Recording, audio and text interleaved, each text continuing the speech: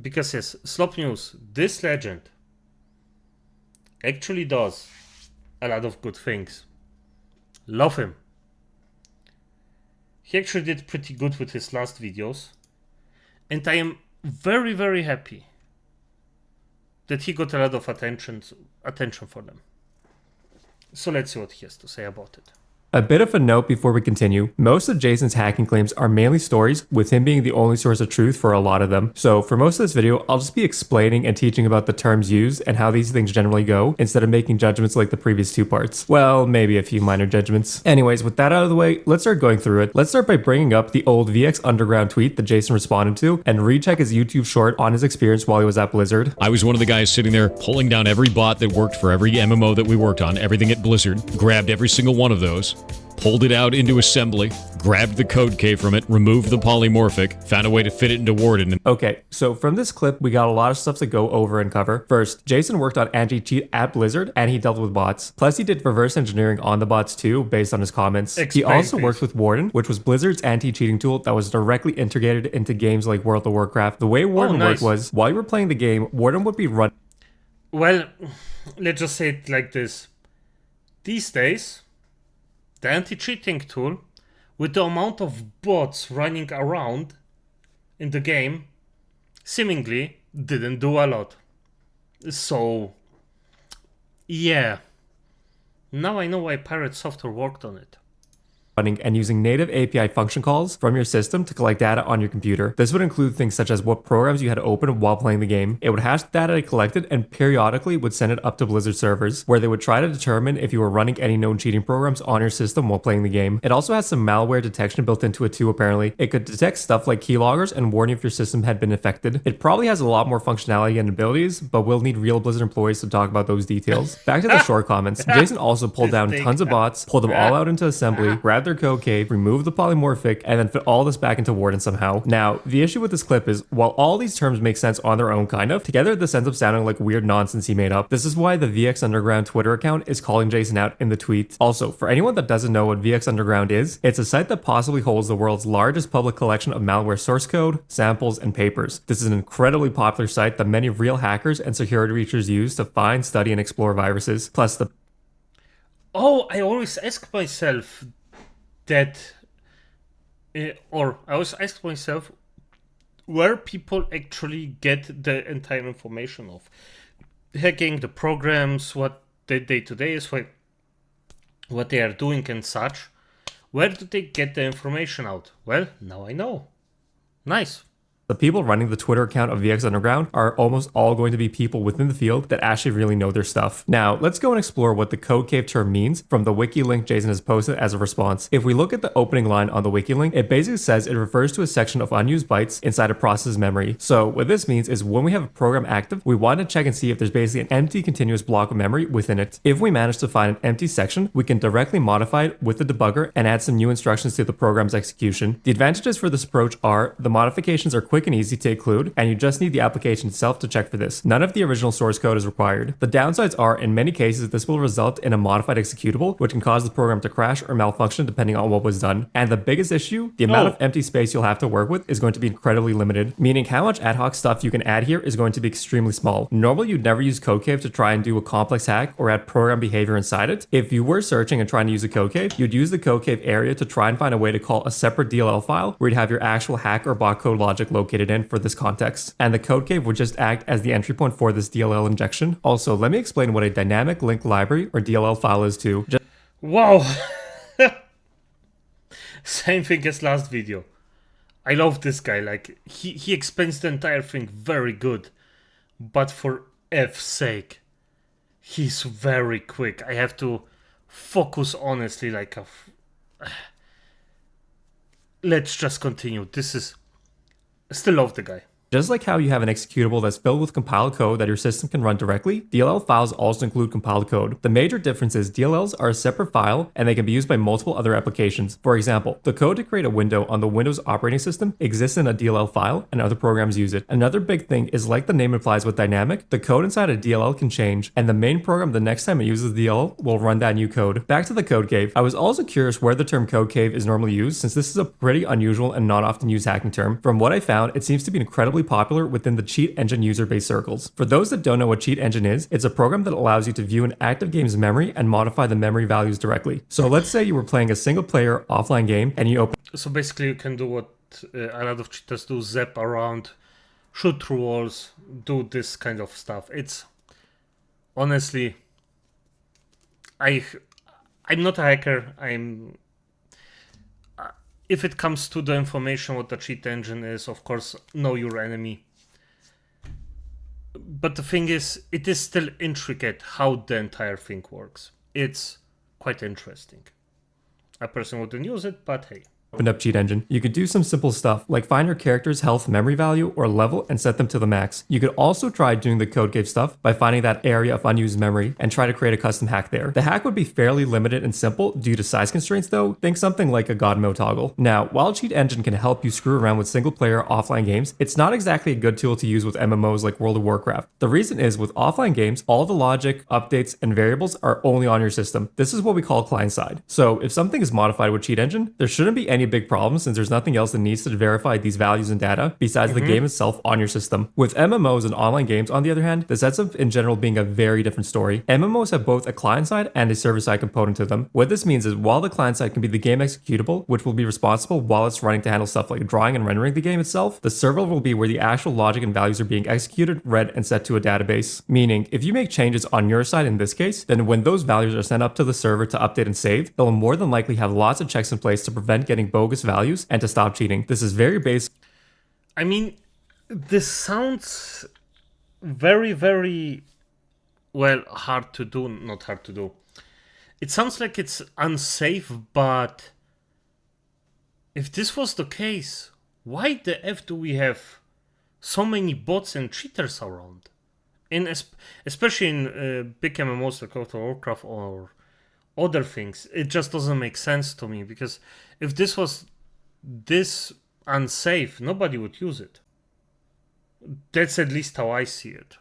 When dealing with online requests. Pretty much all servers are built with the idea of never trusting anything a client sends to it, meaning all the values that are made up with cheat engine and sent should be checked and verified again on the server before proceeding within a well-built server application. So let's say someone tried to go from level 1 to level 99 in a World of Warcraft. When the level up event happens and the data is sent to the server will more than likely do something like the following. It will read the current database value that has your level, then it will check your level or the XP amount you currently have and the projected amount you've sent. Then it will probably have some safety and anti-cheating checks. For example, something like if you're leveling up multiple times in one sent data packet to the server, that's a pretty clear sign you're cheating and it could flag you and have you banned at this point. Another example, if you tried sending an insanely high EXP amount that should be impossible to get through legitimate means playing the game, the server might realize you're cheating and ban you, or they might have a safety check and cap the EXP value to something more normal and sane for the game. Regardless of what is actually happening within the server logic and what they have in place, the cheat engine approach wouldn't really work in most cases since the So basically you have to trick the entire thing,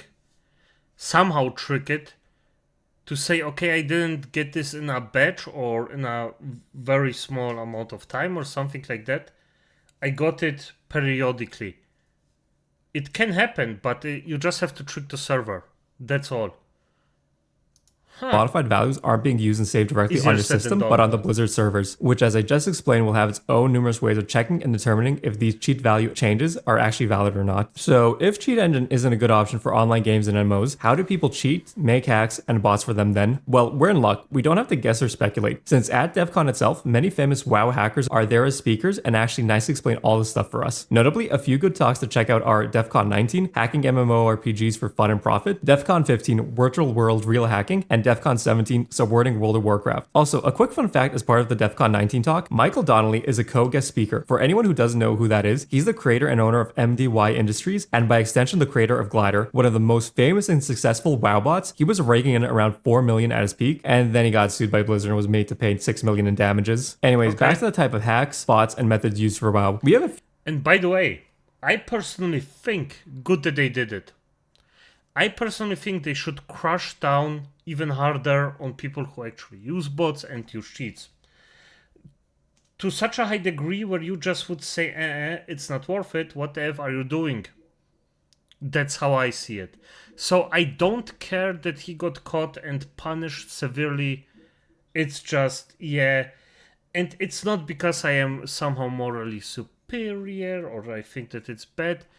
It just makes my fun. It kills my fun. And it also kills the communities behind it. So I don't give an F. If somebody thinks that he can cheat him or bot themselves somewhere up, yeah. Let them pay 6 million. Fair enough. I don't care. Good.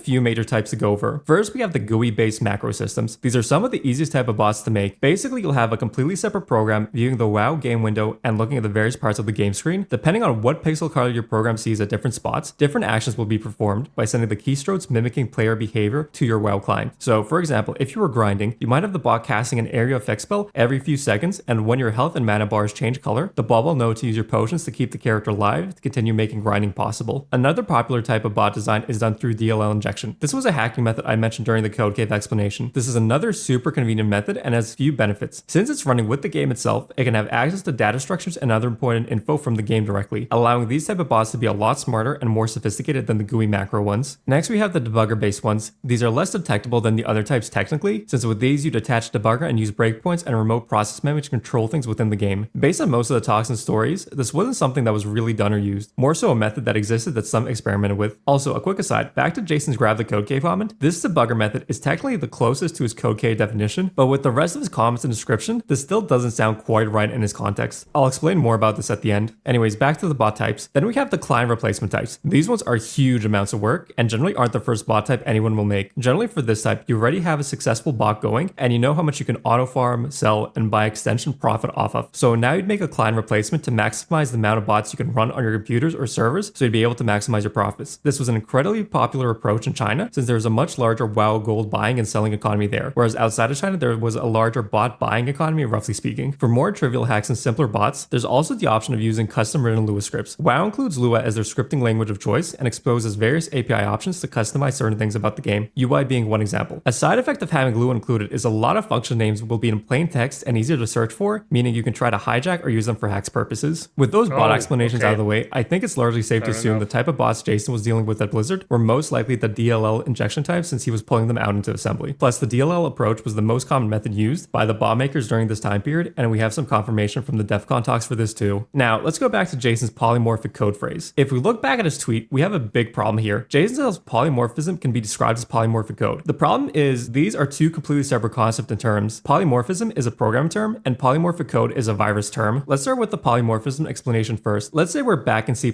land again, and we have a class called animal, and it has a function called talk. Now let's say we create two other animal classes based on the initial animal class. Let's say we have a dog class with a talk function that says woof, and a cat class with a talk function that says meow. Now let's say we have a list of cats and dogs. What we can do, since both classes are based on an animal, we can grow through them generically and call talk on each animal type of object in the list. Since each one will have their own unique talk function, the behavior of the program will change depending if the dog is saying woof or the cat is saying meow. Now, one thing to note, polymorphism will change the behavior a function has within the context of the code. It won't change the assembly structure of a program, since both talk functions will be compiled into assembly and be within the executable itself. Now, there is also such a thing as polymorphic code, or more specifically polymorphic viruses. Basically, some malware can change its own code by using a mutation engine to mutate itself. Basically, each copy of the virus will have its own unique key to decrypt its code payload in slightly different ways to make detection harder. For example, Ooh. Okay. Now I understand how it always goes through like that. That easy. That's interesting. Damn. Truly something. I mean, there has to be a way of countering it, but it doesn't sound easy, to be honest.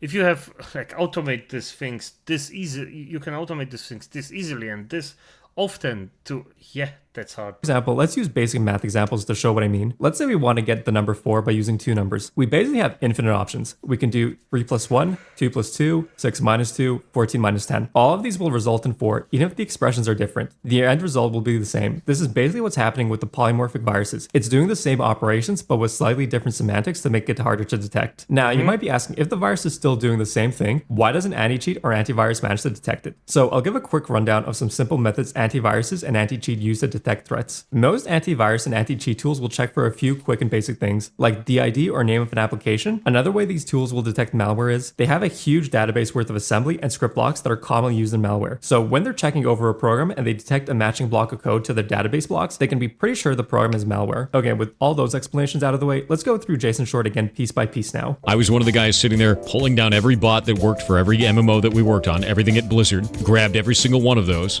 pulled it out into assembly. Alright, so we managed to get his hands on the bot programs and I was doing reverse engineering and trying to debug them directly in assembly. This makes sense so far, with the most likely bot types being the DLL injection once again. Grabbed the code key from it. And we have a problem. The code key being used inside the bot would not matter at all. A code key's purpose is to inject or call other code inside the program. The bot makers don't need to hack their own bot program to run code. This doesn't make any sense at all. The code caves would exist inside the Blizzard game files, not inside the bots. Also, you wouldn't be grabbing a code cave from anything. If you have a debugger open and checking a program in memory, you're already in the area and tooling to look for the code cave. Again, you'd be looking for a small area of unused memory. There's nothing here to grab. He's using the term even in his own statement and context incorrectly. And even if you applied it to the correct contents of the Blizzard game files, it still wouldn't make any sense. So let's drop this and go to the next bit.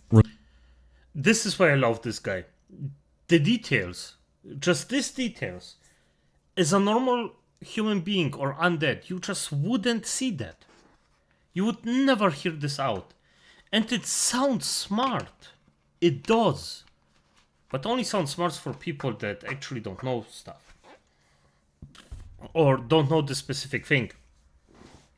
And I'm not blaming anyone for this. Because everybody always says, yeah, we have the internet, you have access to every information in the world. Yeah, fair enough. And you know what? The human brain can't even soak in every single information that is in the world. That means you still have to just pick your stuff that you know. And there just isn't more. It would be, of course, smart to learn decoding and having read 5,000-page books about it and just learn it. But the brain just isn't made for that. You just won't have the knowledge for that. And there are other things that are way more important for survival than knowing what the things that Thor says actually mean.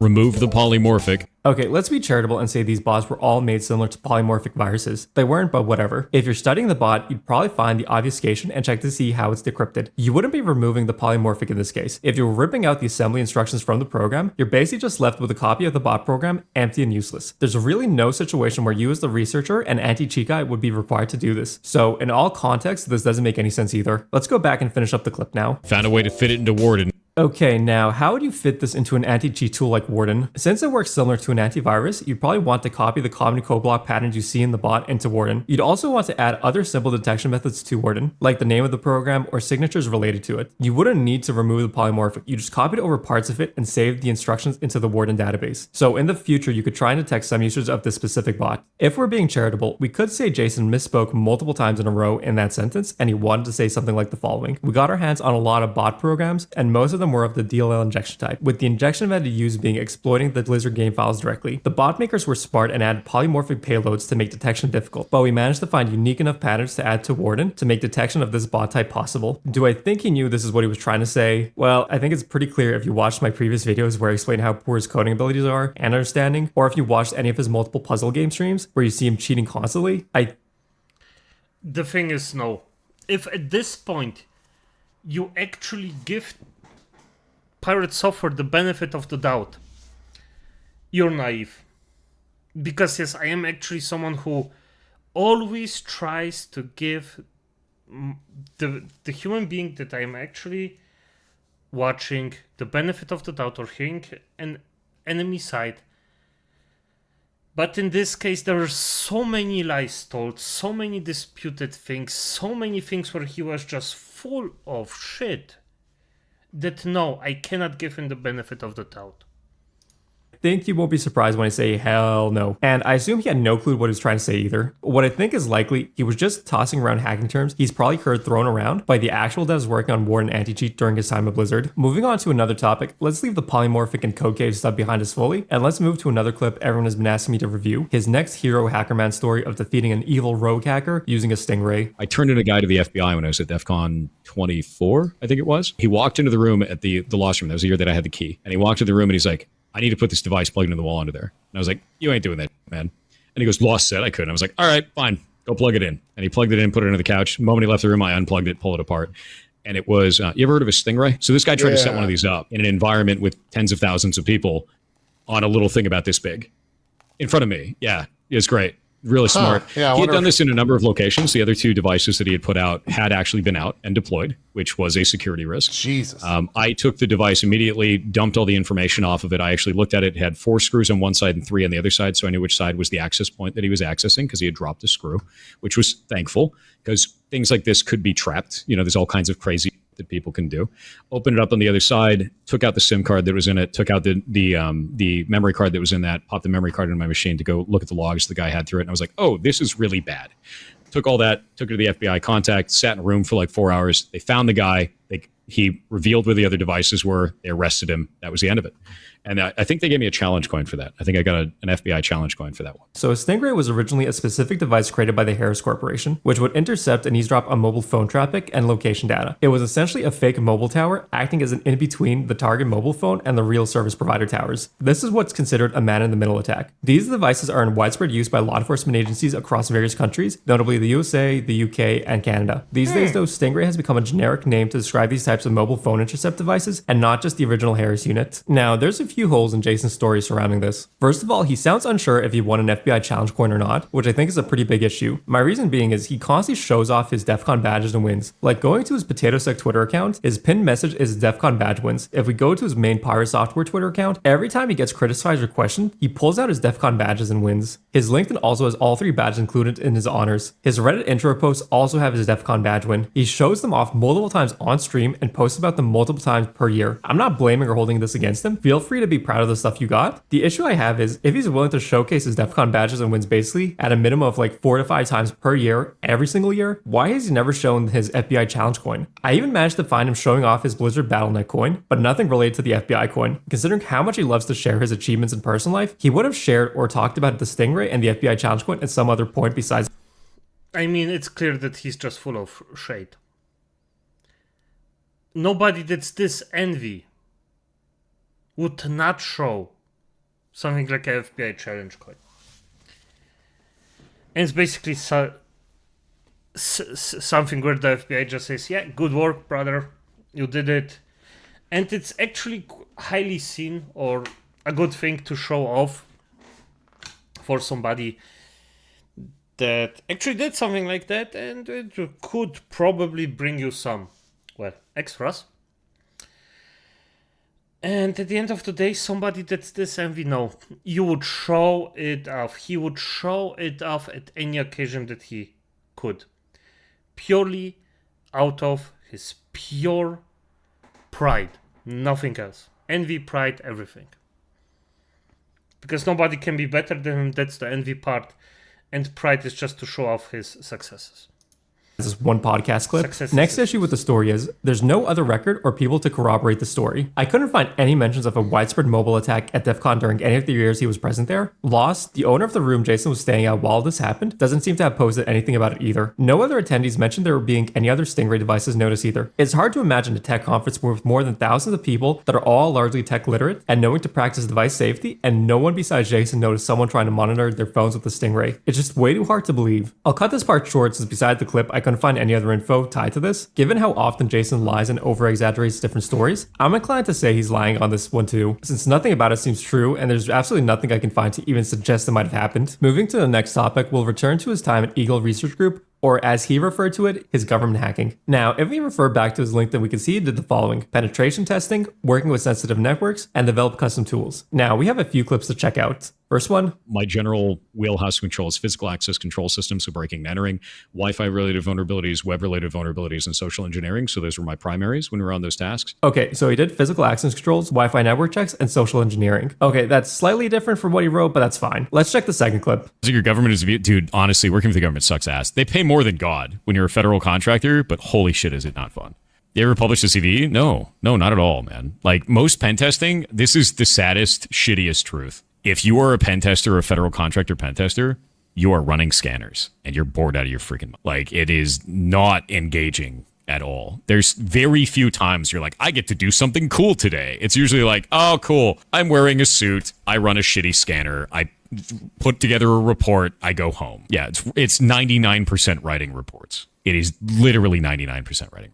Yeah, it's not fun. I wish it was cool. Okay, running scans to test for vulnerabilities and then writing reports, again, sounds fine. The only problem I have is every single time I manage to find something about him explaining what kind of hacking he did, he changes his story and the things he was responsible for, but I digress. Anyways, let's talk about physical security hacking and testing for a tiny bit. Physical testing is actually pretty straightforward and direct. You're basically going to go around and check every fire exit or entrance or other possible entry point to see if any are open. Are there any points of entry that aren't guarded or locked? In fact, Defcon has a couple of great talks on this exact topic. One of my favorite stories from these talks is how to defeat those glass office double doors you see at most modern office buildings with the little keycard employee scanner next to it. Now, I'm sure most of you are thinking some advanced hacking techniques are needed, like figuring out how the keycard scanner works, then making a fake card with the right data on it, or something else that's like movie-esque. But nah, you want to know the real way you defeat those door security? You go and buy a cheap $1 spray air freshener or a perfume bottle, and you point it directly at the top of where those doors meet, and you spray a tiny bit. Some office and door combos have a sensor at the top in case of a fire or other type of emergency. So by spraying a thick spray near the sensor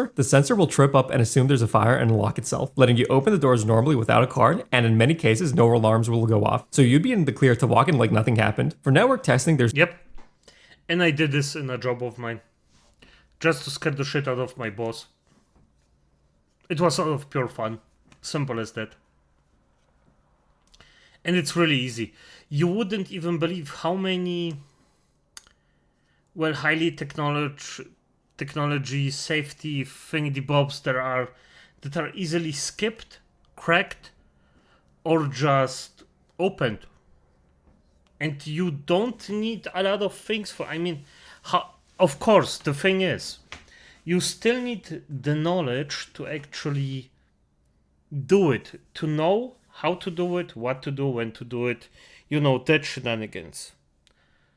But all in all, if you know it, it's really not that hard. And I didn't look it up on the internet, by the way, because if you look stuff like this up on a regular basis, well, you're gonna get a few eyes on you. So yeah.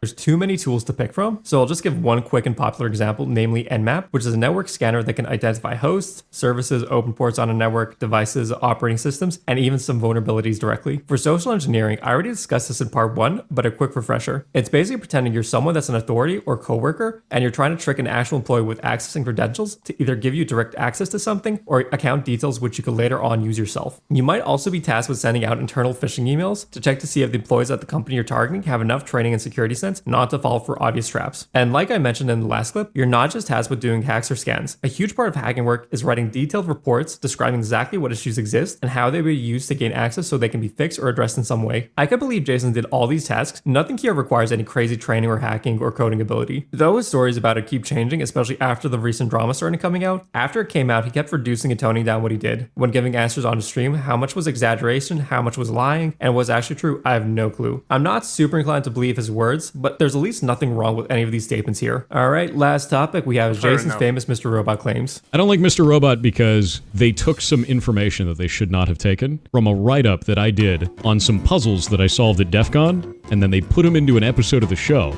and I found out about it. And the only source for that knowledge was my write-up. Don't do that. You'll always be bad. Do you want to know what the solution for that was? Do you want to know what one of the solutions for that was? It was the Puzzle Master's personal cell phone number, to which he got thousands of calls. Maybe don't put things in your episode if you don't know what it is. Idiots. All right, so the reason I don't like Mr. Robot. This right here is my write-up for the Defcon 22 badge challenge. Went viral as hell inside of the hacking communities. And now let's go to Mr. Robot's Twitter. Understand that this was the only place in the world that this was listed. Mr. Robot reposted this right here. That's that same string. Okay, first of all, Jason's write-up wasn't the only place they could have found the puzzle. Popular sites like Wire have it front and center in an article. Defcon itself still has it available too, and lots of other teams posted about it too. So no, Jason didn't have the only write-up. There were multiple teams at Defcon that solved the badge challenge, and they all had their own write-ups posted shortly thereafter. Here's a write-up from Of course he lied, because why not? Why say the truth that you actually got in different teams? There are a lot of other people that actually went in and looked this up and actually tried to do it. No, you're the only one that even got in, and there was nothing else nobody else necessary. You are the chat under it. It's like the ego of this guy is so gigantic and all-consuming. It's just disgusting. Elegant. And if we look just a tiny bit below, we can see he also included the pamphlet picture as well, plus the original number series, and the decrypted letters portion. So no, by no definition was Jason's write-up the only one, or even the most viral and popular one. I even went and checked on the Wayback Machine to see how many notes his Tumblr write-up had on August 17th, 2014. This is 5 days after the original publication date. We can see there's 27 notes, not exactly crazy viral or anything. I then went and checked September 13th, 2016. This is 1 day before the Mr. Robot tweet, and at this date he had 150 notes. Not exactly viral or huge reach even after more than 2 years of this post being up. Plus, he was posting and sharing his write-up on Twitter and Reddit multiple times during these 2 years. Now, if we check roughly 2 weeks after the Mr. Robot tweet, we can see on September 26, 2016, he has 162 notes, or roughly a 41% increase in notes after he piggybacked on the Mr. Robot tweet to drive traffic to his write-up. Next, let's look a bit closer at the original pamphlet code series. Since we know the puzzle creator is lost, we can cross out his signature at the end. We're left with a series of numbers ranging from 1 up to 25. What's that common thing we're all using to discuss all of this that's roughly 25 letters? I'm sure lots of you have probably guessed it's the English alphabet. We can do a simple number to letter conversion and we can get the following string. Now, let's look at that Mr. Robot tweet again. It's the same thing without the lost handle. This was truly impossible to figure out. My sarcasm aside, this is step 1 of the puzzle, and I mean that step 1 literally. This is part of what Jason is claiming is his unique, only in his write-up knowledge that Mr. Robot stole. He's claiming Mr. Robot stole the puzzle starting line from his write-up. I honestly can't tell if he's being serious with this, or if this is actually just like a decade-long social engineering experiment. No. This is serious from him.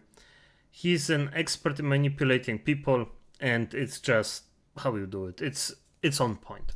Plus a little trolling mixed in. Anyways, let's pull up Elegant's walkthrough for the puzzle and see what they did from here. After they converted the numbers to letters, they did a road 13 on it. Road 13 is a simple letter substitution cipher. Basically, the letters of A to M are moved 13 letters up, and the letters N to Z are moved 13 letters back. Then we get the following string. The parent pages will help you find your calling, but don't be duped. Cut down the woods, they be air dish. Lost. Okay, now there's a few clues in the string, notably parent pages at the start. If we search this up, we'd find the parent numbers Wikipedia page. Thankfully, we don't need to worry about any crazy math stuff, and we just need the function pfn results, which is the row of 3, 0, 2, 3, etc. Next, we need the second part of the string clue, the woods they be air dish. If we search up those words, we'd find the air dish woods numbers Wikipedia page. Again, we don't need to worry about the math behind this, we just need the first few air dish woods numbers, namely 16, 22, 34, 36, 46, and 56. The next part basically relies on a separate pamphlet that has additional numbers. Here's what the original Defcon 1 looked like. Anyways, we just need to pull these numbers out that are vertical and horizontal. If we look at the number set, we can realize they're hex values, and we can convert them to ASCII characters to get the following string. The last step needed to solve this is part of the clue, cut down the woods, they be air dish. So we'll remove those matches, which leaves us with 251, a secret exclamation mark, which was where the Mr. Robot Defcon 22 badge challenge reference stops in the Mr. Robot episode. The elegant write-up continues for a fair bit more, but let's stop here since this was the end of the context we needed for the Mr. Robot claims. Seeing as we could solve the Mr. Robot tweet challenge using Elegant's write-up, it proves Jason's write-up wasn't the only place that had this knowledge. Now, to some other important points, Mr. Robot has consultants with the tech stuff for the show. If we look at who's a consultant for the show, Jeff Moss is a consultant for the show. For those of you who don't know who that is, he's known as Dark Tangent, and he's the founder of the Defcon conference. So let me spell it out for everyone. The guy who founded Defcon and knows what goes on at Defcon is a consultant on Mr. Robot and decided to use a puzzle from Defcon, his own conference, on the show. Anyways, another issue, Jason blamed Mr. Robot for sharing Lost's phone number. First of all, this phone number isn't Lost's actual personal phone number. Lost is the main puzzle creator for Defcon since like 2022 and an actual hacker plus security engineer. There's no way as part of a simple puzzle he'd be releasing his own personal phone number as the place to call to get a clue for additional steps. Second, Lost was happy and honored that Mr. Robot included his puzzle as part of the show. And if we check Lost's Instagram, we can even see he joined Mr. Robot at some point as an additional creative consultant. So clearly there's no bad blood between Mr. Robot, Lost, and the other Defcon adjacent people. The entire beef and issues were Jason's own made up story. With that, let's wrap this part up. There's probably a lot more hacking stories I didn't find or touch on from Jason, but given how basically none of his stories stand up to scrutiny, it likely doesn't matter too much. Something else to note, ever since the second big wave of drama started, Jason has also gone and started changing his stories and toning down his claims. In fact, in one stream just a few days ago, straight from the horse's mouth, we have this. What kind of dev work did you do at Blizzard? I didn't do any dev work at Blizzard. I've never said that I did. The internet has done some weird shit where they said like, oh, he said he's a dev for 20 years at Blizzard. Seeing as how now he admits to never being a dev and never did dev work at Blizzard, I wonder how long we need to wait for this new confession saying he was never a hacker and we were all lying and putting words in his mouth. Truly insane behavior. Fair enough. I mean, yeah, it's more or less how you would expect it to be.